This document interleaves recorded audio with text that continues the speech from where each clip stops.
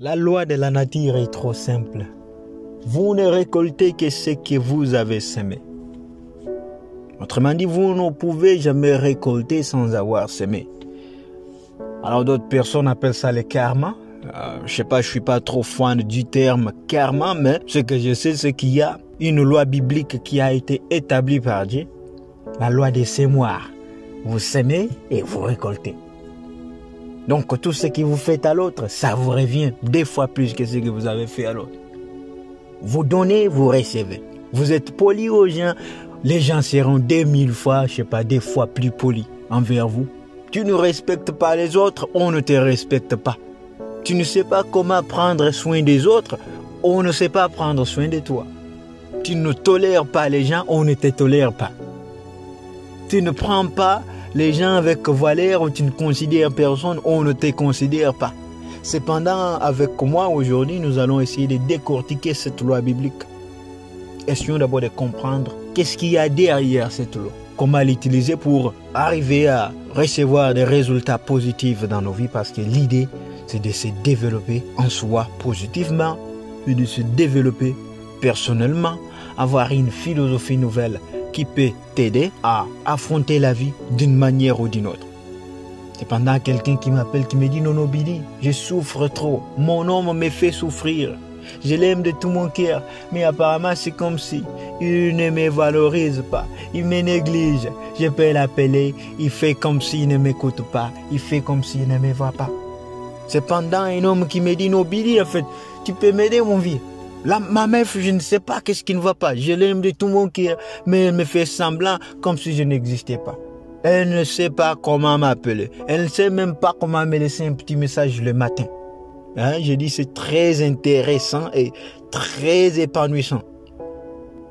J'ai été victime de ça. Je comprends la douleur derrière toutes ces émotions. Mais laisse-moi te dire une chose aujourd'hui. Parfois, tu y es utilisé comme une terre fertile, mais tu ne le sais pas. Come on now. Je vais le répéter. Parfois, tu y es utilisé comme une terre fertile et tu ne le sais pas. Cependant, tous les défis de la vie ne sont pas des défis.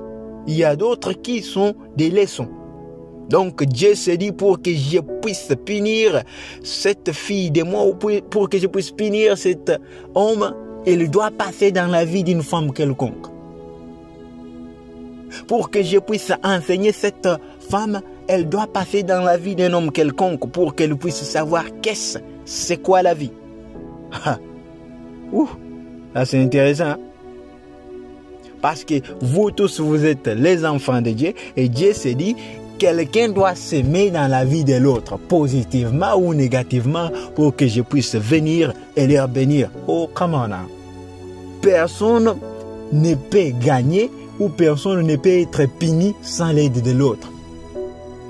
Cependant, une femme doit être là pour te maltraiter émotionnellement, que tu puisses complaindre, que tu puisses prier, que tu puisses te fatiguer, pour que à chaque fois que tu es en train de complaindre, elle est en train de s'aimer quelque chose qui va revenir plus tard dans sa vie. Parce qu'elle doit repasser aussi dans les mêmes situations que toi. Tout comme tu te sens minimisé, tu te sens négligé, elle doit être négligée quelque part. Souvenez-vous, j'ai dit, au début de la vidéo, j'ai dit la loi de karma ou bien la loi de semer et récolter, ça veut dire vous ne faites que récolter ce que vous semez. Come on now. Parfois, tu es utilisé comme une terre fertile. Donc, Dieu veut enseigner une leçon, veut donner la leçon à un homme, veut donner la leçon à une femme. Quelconque, elle t'utilise toi.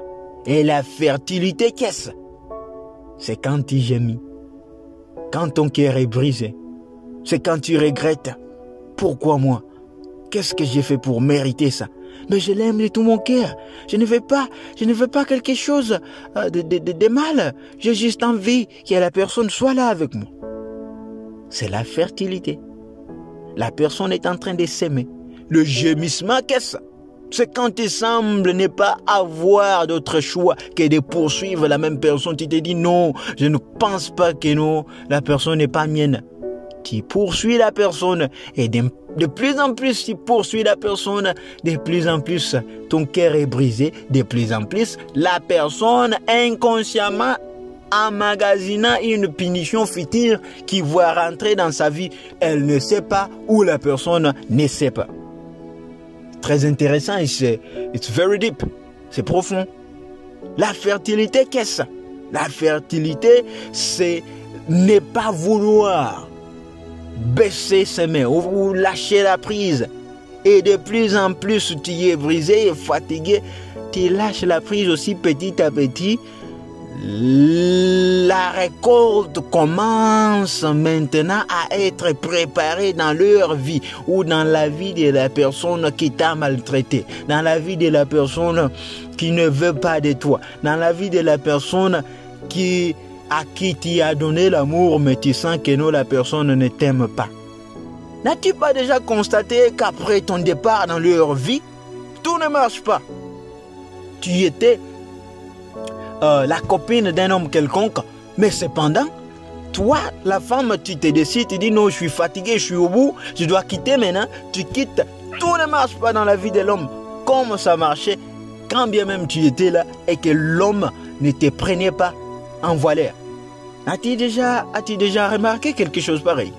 Toi, un homme, tu avais une copine que tu aimais de tout ton cœur, mais il y a un moment, tu as tout fait, tu quittes maintenant dans la vie de la fille, et commence à galérer.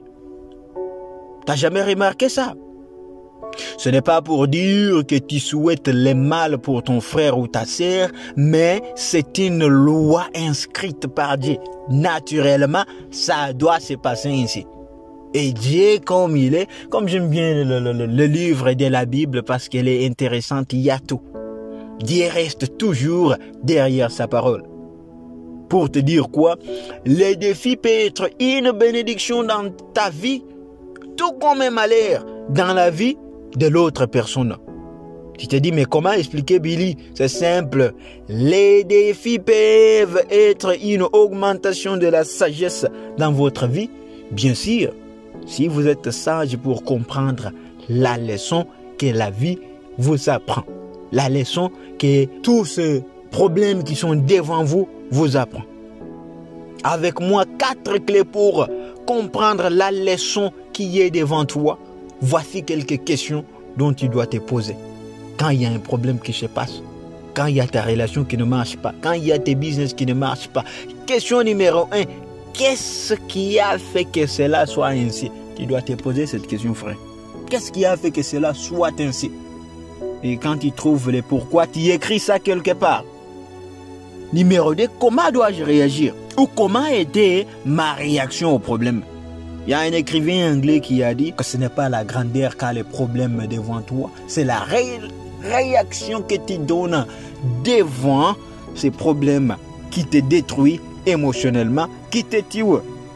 Troisième question que tu dois te poser toi-même pour en fait arriver à apprendre bien la leçon devant toi. Pose-toi la question, pourquoi moi dans ces problèmes?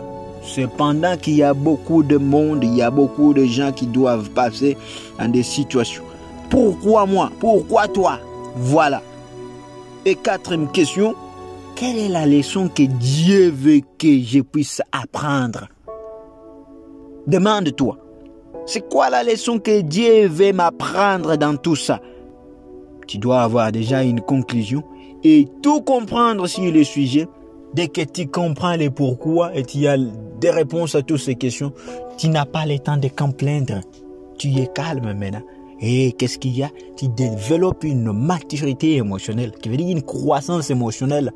Un homme calme, une femme calme, mais très sage et très éveillé comme un serpent. Voilà.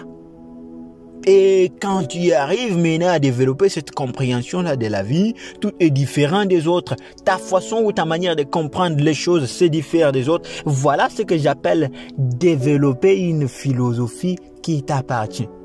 En d'autres termes, l'idée ce n'est pas de te rendre un disciple de Billy, mais l'idée c'est de t'amener à te développer ta propre compréhension et comprendre comment t'en prendre à la vie sur base de peu de choses que nous disons sur cette chaîne. Voilà l'idée.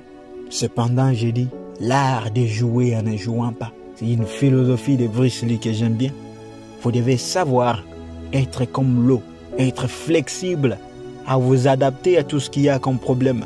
Cependant, quelqu'un peut penser que tout va bien dans ma vie quand je fais des épisodes, tout va bien quand je parle, là je donne des conseils aux gens. Non, peut-être tout ne va pas bien dans ma vie aussi, comme tout ne va pas bien dans ta vie. Mais cependant, nous avançons parce que l'idée, c'est de comprendre que non, ou arriver à devenir un personnage quelconque, avoir son nom, être connu, qui doit passer dans des troubles, qui doit passer dans des situations compliquées, pour maintenant, quand le temps viendra où Dieu va maintenant t'élever, que tu puisses avoir une histoire à raconter aux gens. C'est ça le but. Tous les défis de la vie ne sont pas des défis. Parfois, tu es utilisé comme une terre fertile. Garde bien courage, sois fort. La suite au prochain numéro. Bisous à tous. Billy Azaria Williams.